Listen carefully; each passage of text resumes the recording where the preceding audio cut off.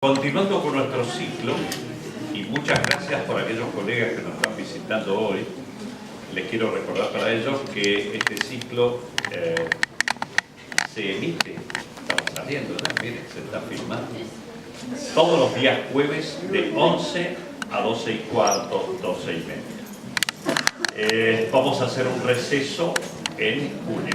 Continuando entonces, hoy vamos a hablar de la relación médico-pacientes. Nos acompaña para estos temas siempre la licenciada Isabel del Valle, y va a estar especialmente, enfocada a comentar este film WIT, que tiene otro nombre. ¿Cómo se lo tradujo acá? Sí. Hola, buenos días. Hola, buenos días. Sí, el film está en YouTube bajo una denominación que no tiene nada que ver con la película, nada que ver, que se llama Amar la Vida. La película lo ubican por Emma Thompson, WIT, pero el nombre original de la obra es WIT. Nosotros, aquellos que van siguiendo Cuarta Cátedra UBA, pusimos que era conveniente que lo vieran. ¿Alguno lo vio? Bueno, seguimos adelante. Vamos, Isabel. Bueno, estamos un poquito atrasados. Sí. Hoy vamos a ver esta película de Emma Thompson. Es una película aproximadamente del año 2000 que está sobre esta obra teatral, WIT, que fue un premio Pulitzer. Esto en realidad no es WIT, es W-I-T. Mínima referencia, porque la película tiene una trama aparentemente lineal, es la evolución, el curso de una enfermedad o un estadio terminal, pero como justo se da en una persona de altísimo nivel intelectual, formada en literatura inglesa, en la poesía metafísica de John Donne, hay un soneto al que ella va a hacer referencia y donde en el estudio de su tesis se discute si en ese soneto, en el verso final, hay una coma o hay un punto y coma. Comento esto porque no es una I, es un punto y coma. Ese punto y coma, si es una coma o es un punto y coma, cambia absolutamente la significación del soneto. Es que la persona vence a la muerte o la muerte vence a la persona. Entonces, su tema de tesis es la discusión con un docente si va en una versión la coma o el punto y coma. Eso es una trama paralela que sigue la película, pero que no es obviamente lo inherente que vamos a ver acá. En esta película, en esta escena, rápidamente el argumento, porque vamos a ver escenas aisladas. Acá tenemos los 4 personajes. Susie, la enfermera, la única enfermera que se va a destacar con una actitud claramente empática y humanística o humana en el trato del paciente. El Kian, que es el médico, y el residente, Jason. La paciente obviamente está en la cama. Son los 4 personajes entre los cuales pivotea toda la trama. Vamos a ver que hay escenas paradigmáticas, 4 o 5, ustedes la pueden ver en YouTube. Es una película dura, es brava, deja muy mal parado al cuerpo médico, jerarquiza enfermería. Desde el punto de vista ético se considera que es una película que condensa una gran cantidad de errores en medicina. Muchas veces, al ver algo que puede ser tomado como una parodia, se suele descalificar el recurso diciendo no, esto no pasa en realidad. Tantas torpezas o tantos errores no. No caigamos en el error de descalificar el recurso por el quantum de errores o de malas actitudes que puede haber, porque si aquí hay 40, con que ustedes atiendan a no ejercer 2 en la práctica profesional ya vale. O sea, quizá no se dan las 40 juntas, si es que hubiera 40, pero sí vale reconocerlas para el que sea tratar de no ejercer una, ¿no? La película va a ver con esta escena de diagnóstico y la firma del consentimiento. Después, inmediatamente, toda la película va a transcurrir con la paciente hospitalizada, no tiene escenas de su vida cotidiana. Como dije, es una mujer de altísimo contenido, de altísima racionalidad, de un edificio intelectual muy vasto, que va a desafiar con el lenguaje a los médicos y se va a encontrar como jefe de residentes a quien fue su alumno. el cual ya parte de una situación de cierta incomodidad al estar revisando a quien era la docente. Bueno, acá vamos a ver toda la anamnesis, las características que plantea y una revisación ginecológica, un tacto porque tiene un carcinoma, un tumor de ovario de útero en un estadio avanzado, no recuerdo exactamente.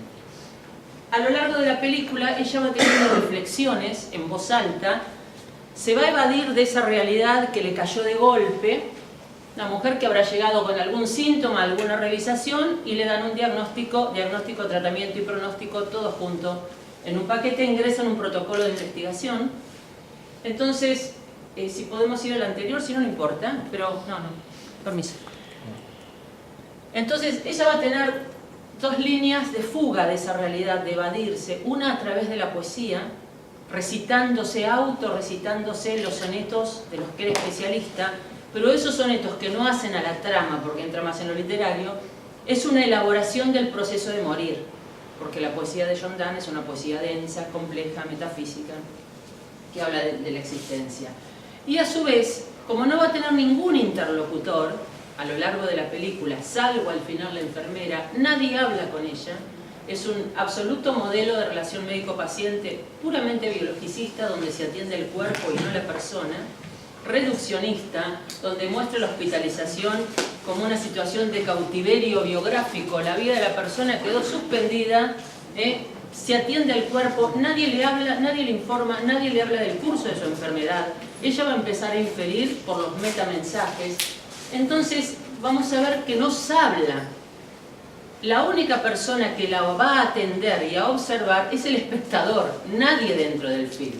Lo cual es un recurso de la película que nos está mostrando la absoluta soledad emocional que tiene el paciente, que en realidad su único interlocutor somos nosotros. Otra escena paradigmática es lo que es la ronda de los viernes. Van a observar las características que va a tener esa revisación.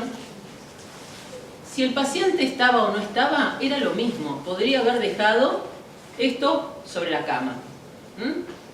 Y ella irse. Otra de las escenas claves, cuando llama a la enfermera va a hablar por primera vez, creo que ya en los últimos cursos de quimioterapia, tiene 8 ciclos que le proponen, bueno, nunca habló nadie con la paciente.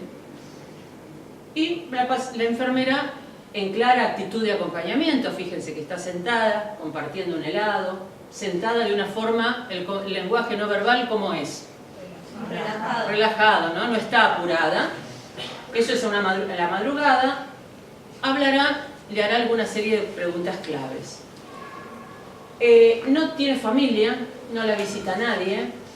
Ese edificio de altísima intelectualidad, yo comento esto porque obviamente no podemos ver toda la película, se va a ir derrumbando. Ella se sostiene con una actitud puramente racional y defensiva con el médico cuando le tira la bomba del diagnóstico, inmutable, pero obviamente a lo largo del proceso de la enfermedad se va a ir resquebrajando y va a llegar a una etapa regresiva donde viene su profesora de la facultad con un cuento de conejitos que le iba a llevar a sus nietos y se lo termina leyendo a ella. Si fíjense, la experta en la poesía de Donne termina siendo consolada con un cuento de conejitos, en una franca actitud regresiva y temor a la proximidad de la muerte, de lo cual no pudo hablar con absolutamente nadie.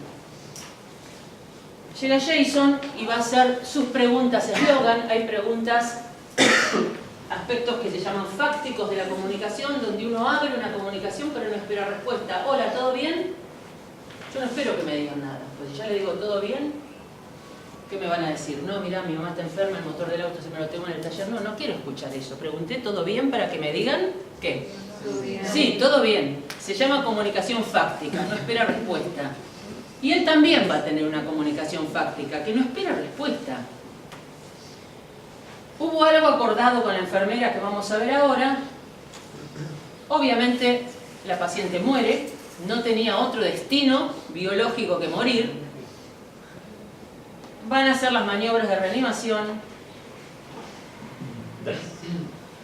y ahí esa foto que no se ve muy bien, la enfermera separa al médico, no la toques, ya está muerta, no la toques, no invadas más el cuerpo muerto, ninguna medida intervencionista más, está preservando el cuerpo, y el cuidado posterior que lo realiza enfermería. Pasamos, muchas gracias. Pasamos a la película.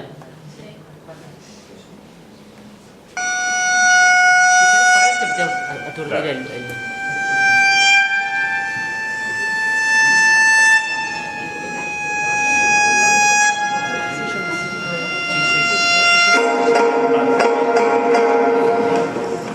You have cancer. Miss Baring, you have advanced metastatic ovarian cancer. Go on. You are a professor, Miss Baring. Like yourself, Dr. Gleekin. Oh, yes. Now then, you present with a growth that unfortunately went undetected in stages 1, 2, and 3. Now it is an insidious adenocarcinoma. Insidious. Insidious means undetectable at an early stage. Insidious means treacherous. Shall I continue? Oh, by all means. Good. In invasive epithelial carcinoma, the most effective treatment modality is a chemotherapeutic agent. We are developing an experimental combination of drugs designed for primary site ovarian with a target specificity of stage 3 and beyond administration. Am I going too fast? No. You will be hospitalized as an inpatient for treatment each cycle. After the initial 8 cycles, you will have another battery of tests. The antineoplastic will inevitably affect some healthy cells, including those lining the gastrointestinal tract from the lips to the anus and the hair follicles. We will, of course, be relying on your resolve to withstand some of the more pernicious side effects. Miss Baring? Oh, I beg your pardon. Do you have any questions so far? Please go on. Perhaps some of these terms are new? No. You're being very thorough. I make a point of it, and I always emphasize it with my students. Oh, so do I. Thoroughness, I always tell my students, but they are constitutionally averse to painstaking work. Yours too. Oh, it's worse every year. Well, mine are blind. Yeah, well, mine are deaf. You just have to hope. I suppose so. Where were we, Dr. Baring? I believe I was being thoroughly diagnosed. Right. Now, the tumor is spreading very quickly, and this treatment is very aggressive. So far, so good? Yes. Better not teach next semester. Out of the question. The first week of each cycle, you'll be hospitalized for chemotherapy.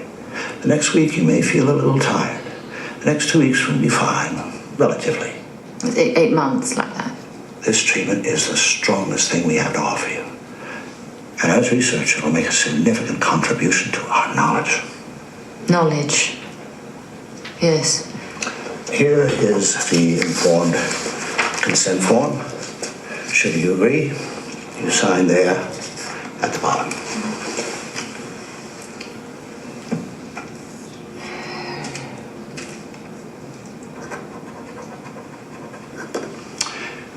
Is there a family member you want me to explain this to? Well, that won't be necessary. Good. The important thing is for you to take the full dose of chemotherapy. There may be times when you'll wish for a lesser dose due to the side effects, but we've got to go full force. Dr. Baring? Yes. You must be very tough. Do you think you could be very tough? You needn't worry. Good. Excellent.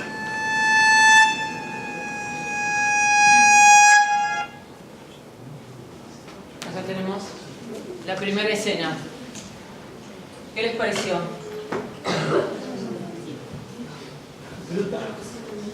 Brutal. Sí, ¿Por qué? por cómo se comunicaba el médico con ella.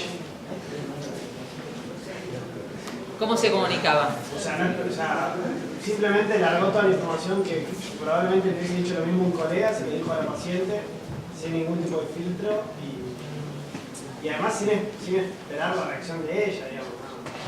O sea, no se fijó qué registro tenía, dio pronóstico, dio diagnóstico, dio pronóstico y dio tratamiento, todo junto.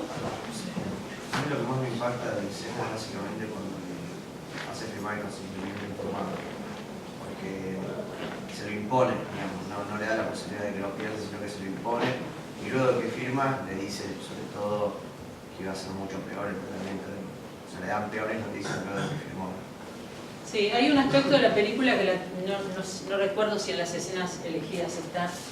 Ella obviamente es un modelo médico de atención que excluye al paciente con subjetividad, se apodera del cuerpo. Si la persona va con el cuerpo, en realidad es un problema para los médicos, sería preferible que fuera el cuerpo solo, que no opine, que no hable, que... De hecho no le piden opinión, le dicen que no trabaje durante 8 meses, no le pregunta si puede, si no puede. O sea que la biografía de la persona está erradicada. Y a lo largo de la película, como es una persona de un refinamiento intelectual y juega con las palabras, es insidioso, o sea, está provocando el lenguaje del médico, ella en un momento de la película dice: la única forma en la que yo sea considerada como persona es si yo me acoplo al lenguaje médico. O sea, un lenguaje no médico no iba a ser considerada, entonces trataba de copiar e incorporarse a ese lenguaje para ser considerada, ¿no? Tenida en cuenta. Después también va marcando una simetría, porque es tan asimétrico el modelo de atención, donde se está viendo el cuerpo, lo biológico, no la persona, es reduccionista, da una idea de hospitalización absolutamente hostil, habla de un caso muy interesante de investigación, no de una persona afectada por una enfermedad, sino que es un caso que le va a hacer gran aporte a la investigación. Debe ser fuerte, le están imponiendo la obligación de no frustrar el protocolo de investigación muriéndose. ¿No? O sea que encima tiene la obligación moral de no arruinarles el trabajo de investigación. Pero ella trata de establecer una cierta simetría cuando le dice: profesor, yo también soy profesora. En una parte, si es que ven la película entera, la película parece simple, pero tiene muchos elementos de donde abordarla. La asimetría y la simetría que ella busca, donde ella es experta, hace artículos presentados a revistas y dice en una parte, no sé si estará exactamente: ahora yo voy a formar parte de un artículo de ellos. Bueno, en realidad yo no, me hizo varios, ¿no?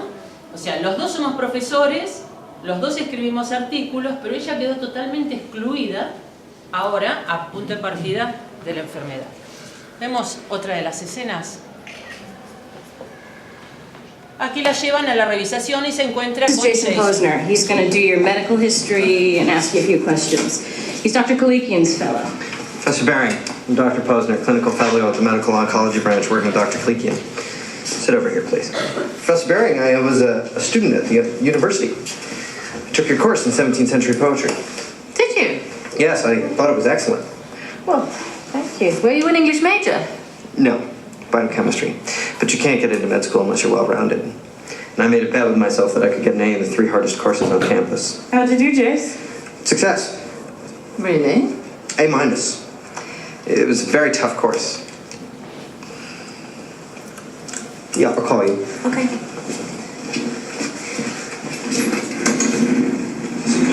Roll this over.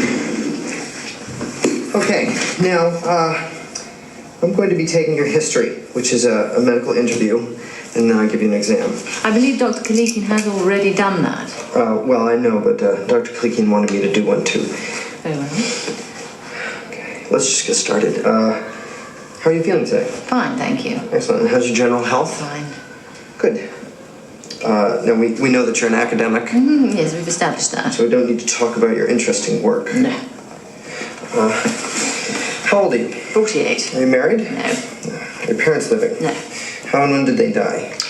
My father, suddenly, of a heart attack when I was 21. My mother, slowly, when I was 41 and 42, of cancer, breast cancer. Cancer? Yeah, breast cancer. I see. Any siblings? No.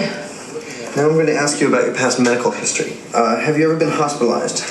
Yes, I had my tonsils out when I was 8. Have you ever been pregnant? No. Heart murmurs? No. High blood pressure? No. Venereal diseases? Uterine infections? No. Thyroid, diabetes, cancer? No, well, cancer, yes. Well, when? Now. Well, not including now. In that case, no. Clinical depression, nervous breakdown, suicide attempts. No. Do you smoke? No. Ethanol. I beg your pardon. Alcohol. Oh, ethanol. Yes, I drink wine. How much? How often? A glass with dinner occasionally, and perhaps scotch every now and then. Do you use any substances? Such as? Marijuana, cocaine, crack cocaine, PCP, ecstasy, poppers. No. Do you drink caffeinated beverages? Oh, yes. Which ones? Coffee, a few cups a day. Okay. How many? 2 to 6. But I really don't think that's immoderate. How often do you undergo routine medical checkups? Well, not as often as I should probably, but I felt fine, I really have. So the answer is... Every 3 to 5 years. What do you do for exercise? Pace. Are you having sexual relations? Not at the moment. Are you pre or postmenopausal? Post. When did your period stop? About 2 years ago. Okay. When did you first notice your present complaint? This time now. Yes. Oh, well, about 4 months ago I felt a pain in my stomach, in my abdomen, like a cramp, but not the same. How did it feel? Like a cramp. But not the same. Duller and stronger, but I can't describe it. What happened next? Well, I don't know. I started noticing my body, little things. I would be teaching and feel a sharp pain. What kind of pain? Sharp and sudden. Then it would go away, or I would be tired, exhausted. I was working on a major project, the article on John Donne for the Oxford Encyclopedia of English Literature. It was a great honour, but I had a very strict deadline. So would you say you were under stress? It wasn't so much more stress than usual. I just couldn't withstand it this time. I don't know. So I went to see Dr. Chin, my gynaecologist, after I turned in the article, and explained all this. She examined me and sent me to Jefferson, the internist, who sent me to Kalikian because he thought I might have a tumour. And that's it? Till now. That's very interesting. Well, I guess we'll start the exam. Why don't you just sort of lie back and relax. It won't take a minute.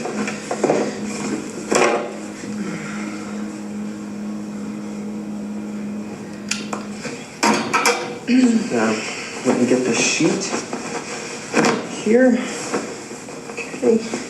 Okay. Oh yeah.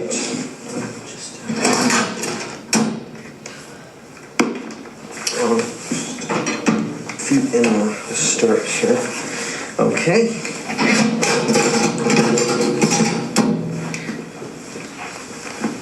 Okay. Could you just, yeah. There. Okay. Good, okay.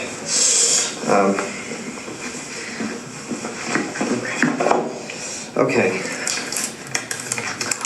Oh, I've got to go get Susie. I got to have a girl here, some crazy clinical rule. Don't move, I'll be right back. Susie? I wish I had given him an A. Susie? 2 times 1 is 2. 2 times 2 times 3 is 6.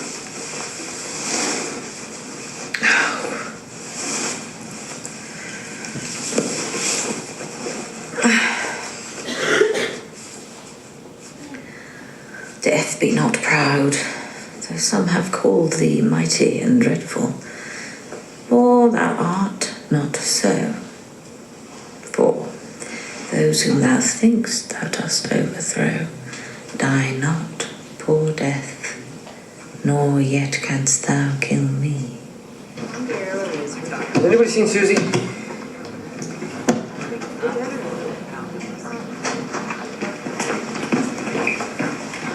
One short sleep past, we wake eternally, and death shall be no more, comma, death thou shalt die.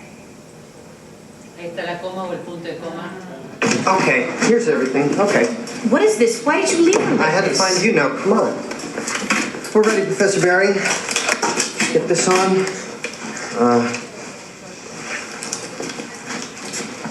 All right. Just get this up. Ooh, just relax. Okay. Isn't that interesting, Susie, that I had Professor Baring? Yeah, I wish I had taken some literature. I don't know anything about poetry. Professor Baring was very highly regarded on campus, looked very good on my transcript that I'd taken her course. They even asked me about it in my interview to medical school. Jesus. What? What? Yeah, I survived Baring's course, and no problem. Yeah, John Donne, those metaphysical poets, that metaphysical wit. Hardest poetry in the English department. How'd you see them try biochemistry? Okay, we're almost done. All right. Yeah, okay.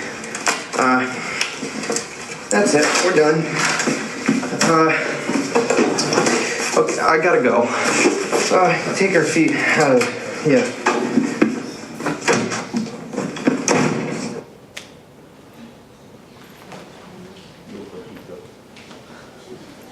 ¿Vamos viendo y vamos comentando? Sí, claro. Bueno, a ver, ¿qué les pareció esta escena? ¿Eh? Pasado de nervios el médico, residente. Estaba planteando el modelo de cartesiano del cuerpo por un lado y la mente y el alma por el otro. No, además, no, sí. Apenas hace el examen físico y nota algo extraño, la cara se lee perfectamente.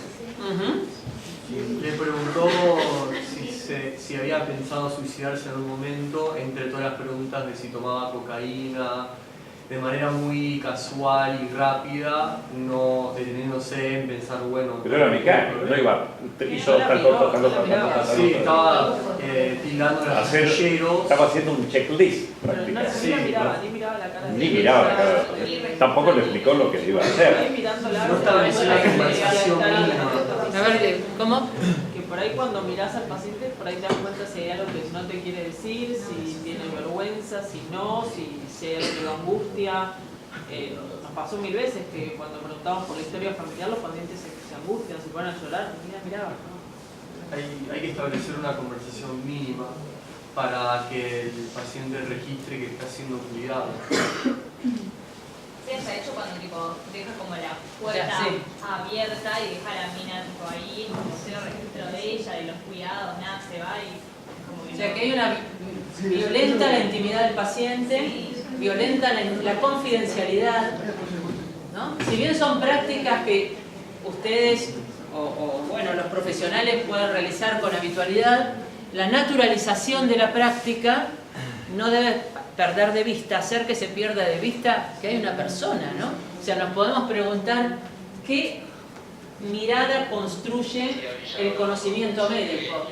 ¿Se está construyendo una mirada de una persona con un órgano enfermo o se construye la mirada de algo sectorizado, espacializado, recortado, medible? Por eso, vamos a ver que a lo largo de la película, que ella esté es más obstáculo que se hubiera podido llevar la región pélvica a una mesa de observación, ¿es cierto? Entonces, está la incomodidad del médico, la falta de cuidado de la intimidad, el checklist donde pregunta cuestiones que pueden comentar abiertamente y cuestiones de la vida muy privada del paciente, tiene relaciones, no tiene relaciones, lo pregunta con la misma naturalidad con que pregunta qué come. O sea, la pérdida, la naturalización de la mirada, ¿no? Y los riesgos. ¿Qué iban a decir? No, yo iba a decir algo que a mí me llamó la atención, por ejemplo, como que él solo no la podía atender a la paciente, tenía que buscar una enfermera, una mujer que esté ahí, pero cuando fue la enfermera no cambió nada, o sea, que era como que estuviera pintada la enfermera. O sea, lo que hacen, lo hacen todo, el consentimiento informado, el pedido de la... lo hacen simplemente por protocolo, no por cuidado ni en realidad el otro, por el consentimiento informado no le dio ni la menor posibilidad de que pregunten y que lo lean. ¿No? O sea, ¿se acuerdan que la charla anterior, no sé si quienes han estado, no? Creo que fue la anterior, fue el manejo iatrogénico de la palabra. Aquí esta película se la puede abordar desde los derechos del paciente, desde el aspecto ético, desde el manejo del lenguaje y el daño del lenguaje en medicina, el lenguaje por acción o el lenguaje por omisión, ¿no? También me gustaría señalar un detalle que me pareció interesante, que Sí. Básicamente le tiró la sábana encima, le abrió el coso y cuando entró la enfermera ahí le acomodó la sábana, le acomodó las piernas. Y eso también es un detalle mínimo a la hora del paciente de